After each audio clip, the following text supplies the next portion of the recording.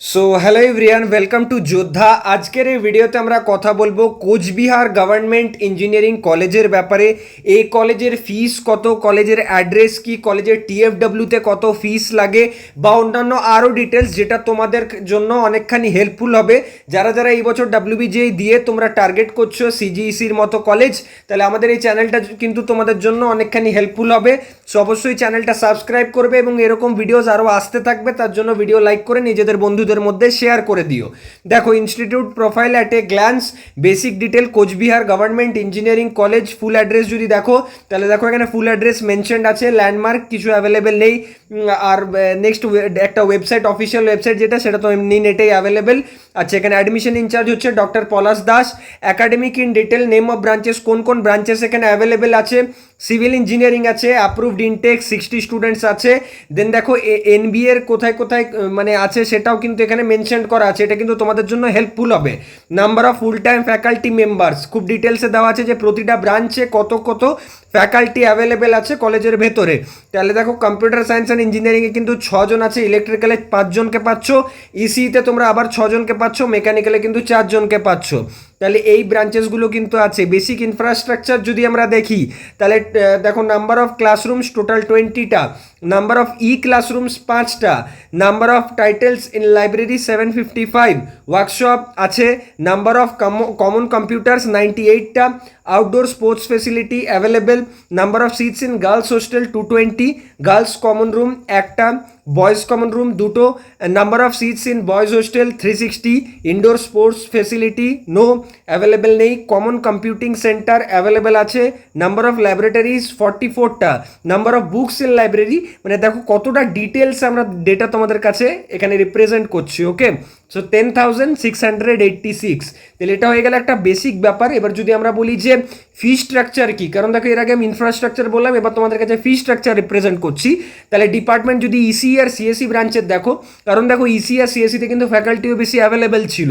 First সেমে তোমাদের লাগে 6,000, second সেমেও লাগবে 6,000, থার্ড সেমেও 6,000, আপ টু 8 সেম অবধি কিন্তু তোমাদের 6,000 টাকা করে ফিস লাগছে পার সেমিস্টার ওয়াইজ। 8টা সেমিস্টার মানে 8 6 48, টোটাল 50,000-এর কাছাকাছি।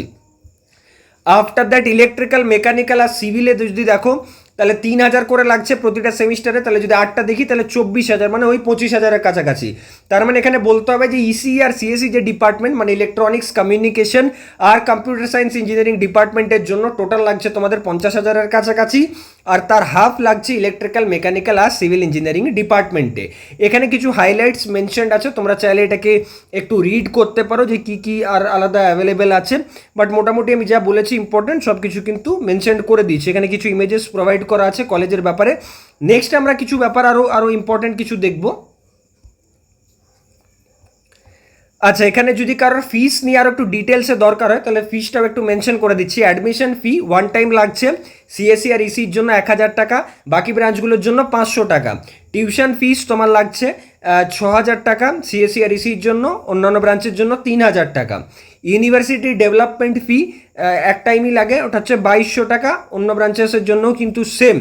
আচ্ছা, ইউনিভার্সিটি রেজিস্ট্রেশন ফি সেটাও কিন্তু 500 টাকা, আর অন্যান্য ব্রাঞ্চের জন্য 500 টাকা।